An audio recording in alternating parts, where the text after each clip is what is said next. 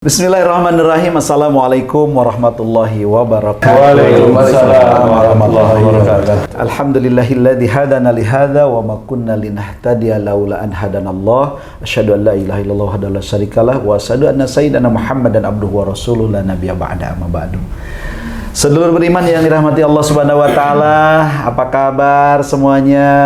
Mudah-mudahan selalu sehat walafiat ya. Amin. Dan alhamdulillah kali ini kita masih tetap ditemani oleh guru kita untuk mencoba membuka tabir daripada perjalanan hidup yang bisa jadi akan mengakibatkan sesuatu yang tidak baik kepada kita. Dan insya Allah hari ini pun masih tetap ditemani guru kita tercinta yang dirahmati oleh Allah Subhanahu wa taala, itu Ustaz Danu. Assalamualaikum Ustaz. Assalamualaikum warahmatullahi wabarakatuh. Sehat ya Ustaz ya? Alhamdulillah, insya Allah selalu sehat sih. Kalau saya lihat selalu sehat, walaupun sebetulnya wallahualam juga. Oke, terima kasih. Kemudian ada Pak Tung. Waalaikumsalam Pak Tung. Waalaikumsalam warahmatullahi wabarakatuh. Sehat juga ya? Alhamdulillah. Baru pulang dari Bali atau baru akan? Baru pulang, Pak. Baru pulang ya? Ye. Masya Allah. Naik apa? GTR atau? GTR. Istilah baru tuh.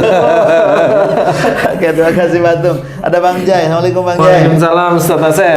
Bagaimana editannya sudah selesai? Alhamdulillah, terus menerus. Terus menerus aktivitas. Alhamdulillah, pokoknya semuanya mudah-mudahan dalam keadaan sehat. Ustaz, sebelum saya lanjut, ini banyak sekali pemirsa atau sedulur yang menyampaikan salam. Tolong sampaikan salam saya buat guru saya, katanya gitu. Saya sampaikan nih, ini kan amanah nih. Waalaikumsalam. Sedulur udah saya sampaikan ya amanahnya untuk menyampaikan salam ke Ustaz Danu. Oke, kali ini kita akan coba membahas tentang fenomena yang sepertinya memang dari dulu sih, cuma akhir-akhir ini kalimat gibah atau membicarakan atau memfitnah itu sedang hit. Kenapa? Apalagi menghadapi 2024. Luar biasa, ngeri. Oke, kita kali ini akan mencoba membahas tentang fitnah gibah. Apakah ini akan berpengaruh kepada kesehatan atau juga berpengaruh kepada yang lainnya? Nah, untuk membahas lebih jelas masalah akibat fitnah, akibat gibah, kita langsung saja tanya kepada beliau. Ustaz Danu, silakan Ustaz. Ya, terima kasih Ustaz. Bismillahirrahmanirrahim. Assalamualaikum warahmatullahi wabarakatuh. Waalaikumsalam warahmatullahi wabarakatuh. Amin ya rabbal alamin. Alhamdulillah. Memang sebenarnya gibah itu dilarang oleh Allah Ta'ala, diharamkan. Tetapi gibah ini kan berawal dari mulut ya. Jadi orang itu tidak sadar akan menggiring mulutnya sendiri untuk berkata yang bisa menjadi racun bagi dirinya dan bisa menjadi masalah bagi orang yang dibicarakan. Betul. Itu bisa terjadi juga ke arah fitnah. Jadi kalau yang saya amati selama ini, saya teliti orang yang sering memfitnah, orang yang sering gibah, memang dari sisi kesehatan saya belum pernah menemukan, Ustaz. Oke. Dari Jadi sisi tidak kesehatan. kayak seperti tidak ada hubungan ya? Tidak ada hubungan. Yang ada hubungannya itu dengan marahnya. Oh. Jadi semua masalah kesehatan itu hubungannya dengan marah sebenarnya. Marah, kaku, emosional, keminter, kayak gitu-gitu ya. Tapi kalau gibah tidak terlalu, walaupun itu nanti efeknya ada. Dari mana umpamanya? Gibah itu kan dari proses mulut, dari proses otak. Otak dipikir untuk mencari jalan salah, kan gitu ya. Paling reaksinya hanya pusing. Kalau gibah menjadi tumor jarang. Oke. Yang menjadi tumor pada otak itu biasanya bukan gibahnya, tetapi dia marah di dalam mengeluarkan unek-uneknya. Maka jadi tumor di otak, istilahnya seperti itu. Tidak cocok dengan orang lain, dengan pasangan, dengan pimpinan. Dia marah, dia simpan. Nah, itu kalau dilakukan terus-menerus setiap hari, nanti beberapa tahun ya muncul nanti tumor. Mulai kok badan saya kok miring-miring sebelah ya, nah di situ. Jadi selama ini kalau gibah atau fitnah saya belum menemukan. Tetapi yang saya temukan adalah dari ciri-ciri orang yang hobinya memfitnah. Orang yang hobinya memfitnah ini biasanya besok dia itu akan dibalas oleh Allah Ta'ala sama, dia akan dipermalukan lebih daripada orang yang digibahkan. ya, daripada orang yang dulu dia gibahkan atau dia fitnah. Dia akan dipermalukan lebih. Rata-rata dipermalukannya seperti apa? Gini, beberapa teman-teman saya yang saya amati yang dulu kecilnya, bukan kecil ya, istilahnya remaja-remajanya, dia sering dibully dengan temennya. Ya dibully nih, ini kan sama seperti dia itu dilecehkan, direndahkan, dihina. Itu yang saya amati, rata-rata 50% lebih, 50% lebih orang yang dulunya dibully, kalau dia tetap diserahkan pada Allah Ta'ala, orang yang dibully ini rata-rata berhasil. Diizinkan oleh Allah Ta'ala, diberi salah satu kemuliaan, yaitu harta atau jabatan. Biasanya derajat ya. Iya, rata-rata seperti itu. Dan itu akan menyalip orang-orang yang dulu membuli dia. Jadi orang yang hobinya membuli itu nggak akan naik dia. Karena dia selalu mengejek orang lain, mengejek kemampuan orang lain, kan begitu. Akhirnya dia yang nggak punya kemampuan apa-apa. Nah, itulah salah satu cara Allah. Sebenarnya orang kalau ingin dia itu dimuliakan oleh Allah Ta'ala dari sisi dunia ya, dari sisi dunia, saya tidak menganjurkan, tetapi itu kan petunjuk dari Allah Ta'ala. Betul. Jangan nomor satu, jangan merendahkan orang lain. Itu nomor satu dulu aja. Jangan merendahkan orang lain. Nanti kita direndahkan oleh Allah Ta'ala. Nah, cuma Allah Ta'ala merendahkan kita dari sisi mana? Lah nggak tahu. Betul. Tapi pasti akan direndahkan. Makanya kalau kita itu melihat orang lain dengan kemampuannya, jangan iri. Jadi kalau orang lain itu seneng, malah kita jengkel. Nanti kalau orang lain susah, kita seneng. Lah itu kan iri namanya. Nah, jangan, biasa saja. Itu umpamanya dia itu seneng, kita tahu oh itu dari Allah Ta'ala, kan seperti itu. Kalau umpamanya itu agamanya lumayan baik, ya alhamdulillah. Tapi pada saat dia ngomong tentang pendapatan, tentang rezekinya, tidak tahunya bahwa dia itu tidak ada Allahnya. Nah, di titik itu berarti harta yang dia terima dari Allah Ta'ala itu insya Allah namanya istijraj. Nah, ini orang muslim harus peka. Baik. Karena orang muslim rata-rata tidak peka dengan yang namanya harta. Yang penting banyak. Rata-rata itu yang penting banyak. Harta itu dari mana nggak mau tahu. Kalau bisa dia korupsi. Ya. Kalau dia bisa nyuruh anak buahnya ambil untuk menjadikan lebih efisiensi dalam proyek, suruh aja anak buahnya. Efisiensi, ya kan? Itu kan nanti dia setor kepada pimpinannya, Ustaz. Tapi efisiensi ngawur ya. Yalah, kan dia tetap mau korupsi, kaya. Padahal dia sholat. Padahal dia sholat rata-rata seperti itu. Sholat dia. Nah, inilah yang sulit pada saat seorang itu dia mau bergibah atau memfitnah orang lain itu bagaimana? Karena di tempat kerja dia pasti ketemu dengan orang yang tidak dia suka. Kemudian ada orang yang geret untuk ngomongin orang yang dia tidak suka.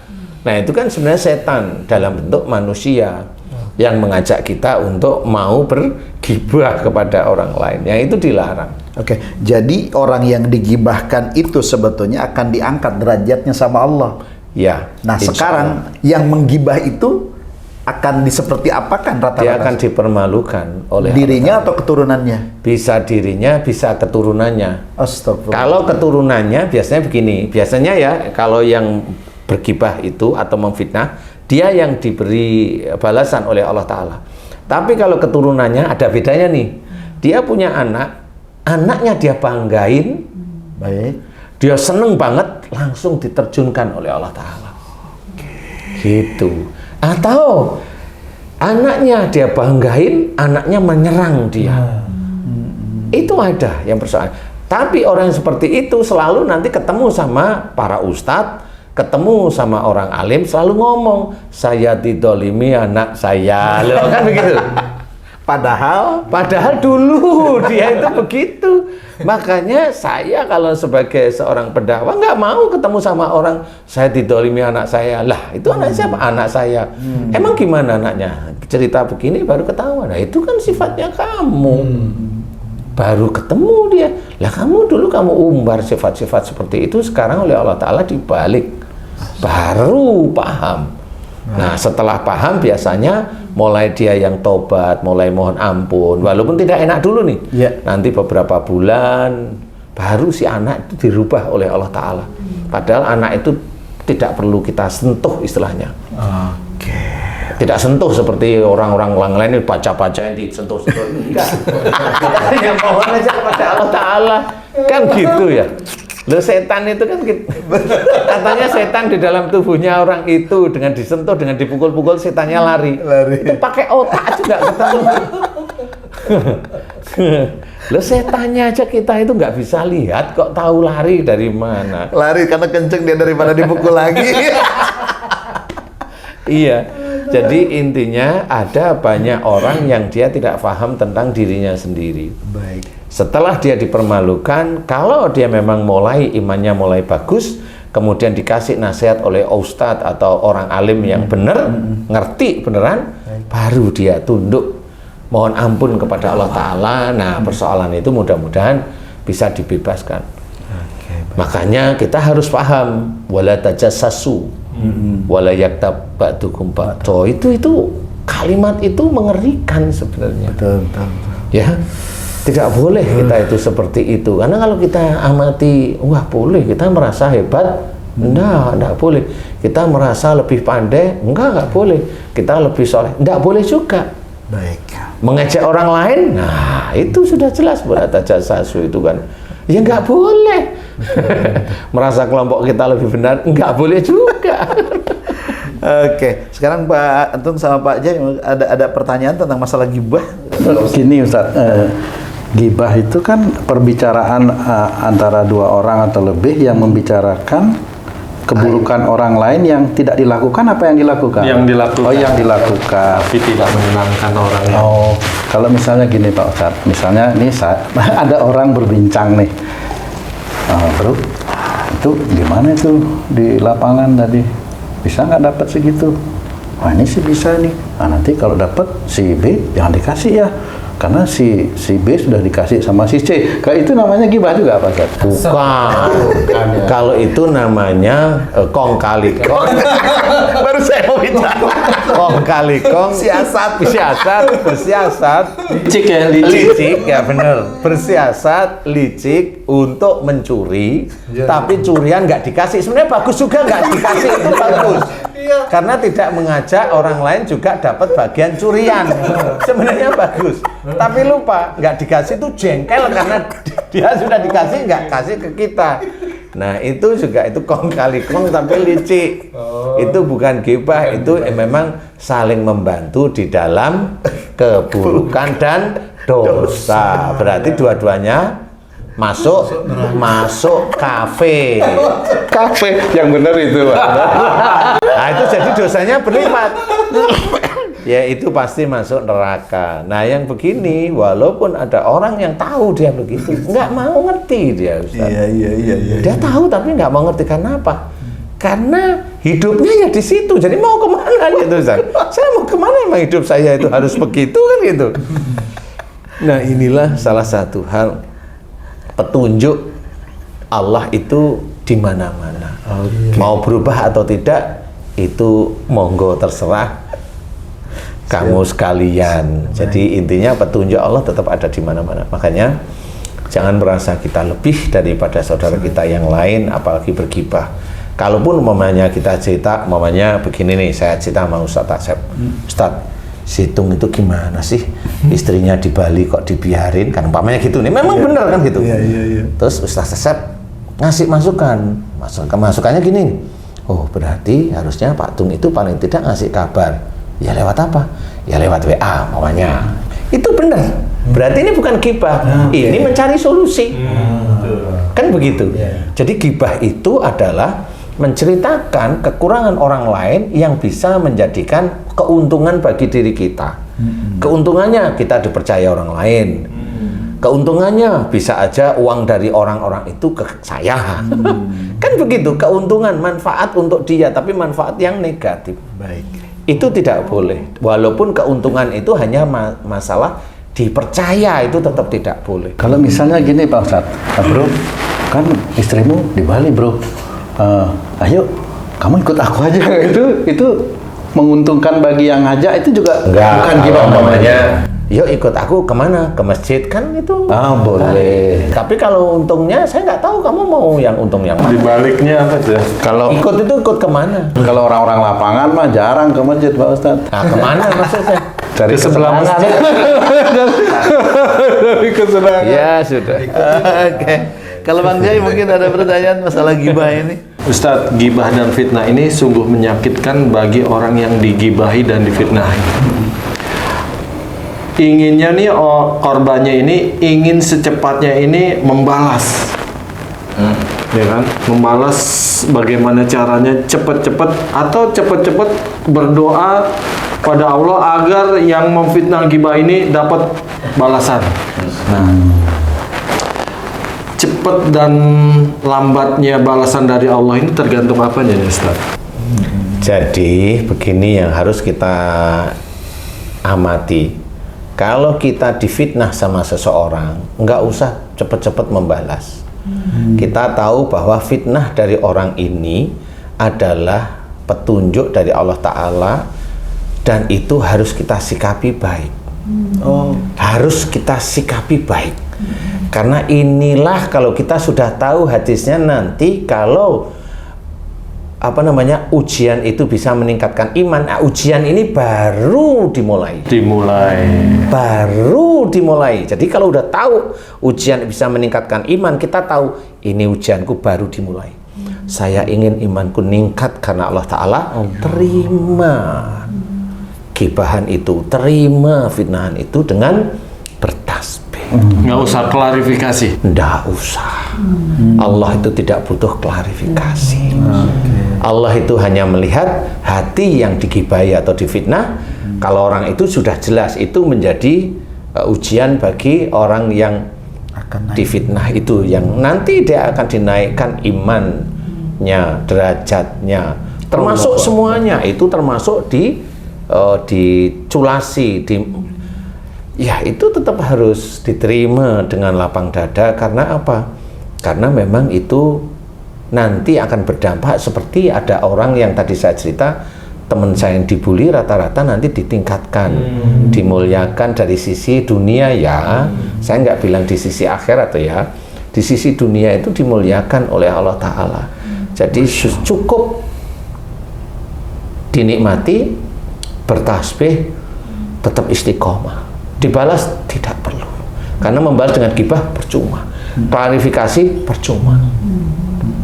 Klarifikasi percuma, serahkan sama Allah. Itulah yang namanya istilahnya tawakal Allah. Faida azamta fatawakal Allah. Nah, ini harus kita ketahui. Jadi itu yang harus kita kerjakan. Makanya kalau mamanya Haji J kan sering melihat di YouTube saya diginiin, saya nggak pernah saya klarifikasi.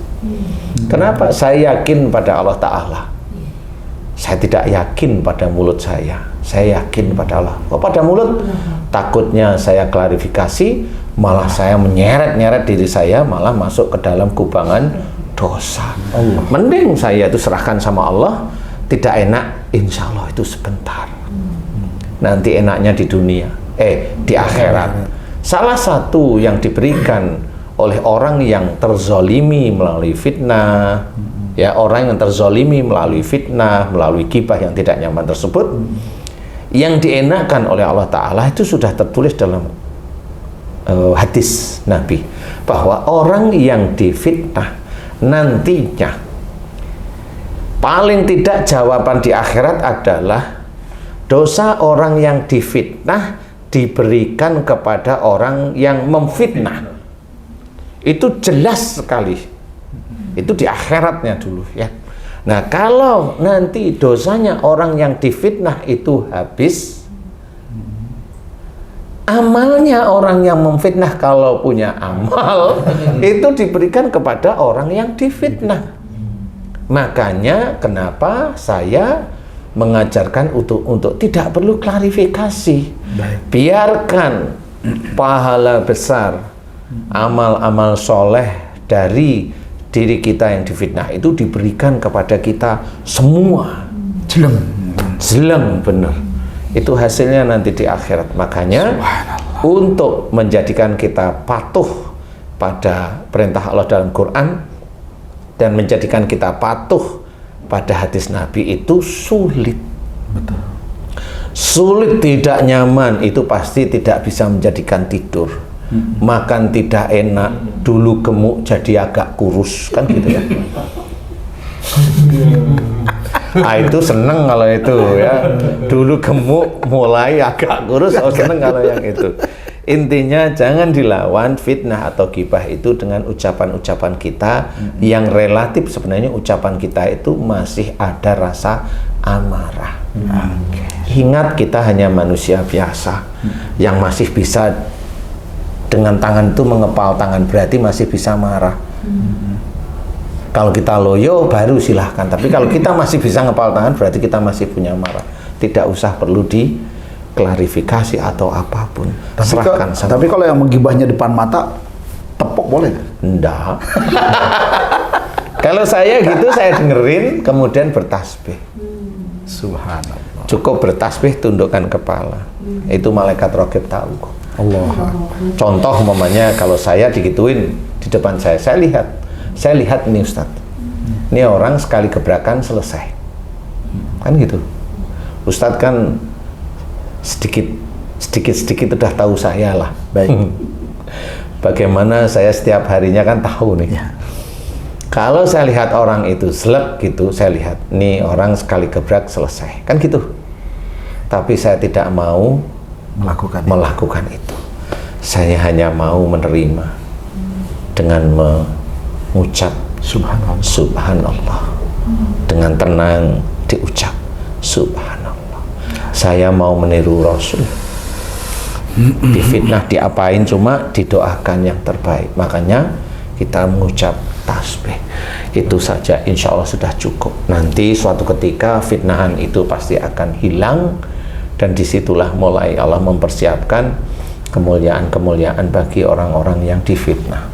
Jadi belajar kalau difitnah tidak usah berontak hati, tidak usah, biasa. Nggak usah bereaksi. Tidak bereaksi, ya ada jengkel, ada wajar, ini, cukup lah ya istighfar.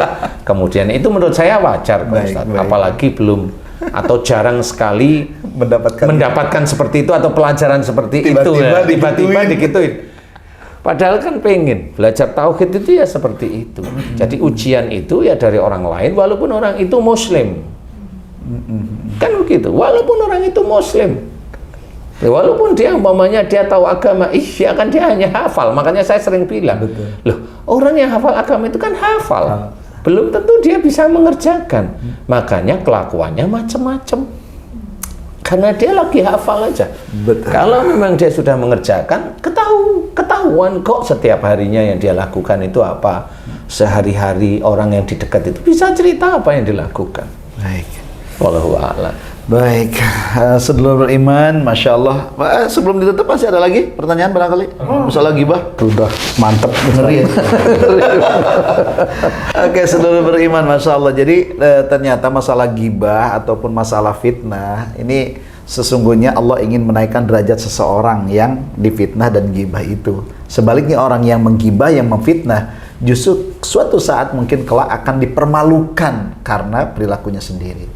Maka sikap kita ketika difitnah dan digibah, sudahlah, puji saja Allah. Itu kata guru kita, subhanallah, alhamdulillah, Allahu akbar, la haula wala quwwata illa billah.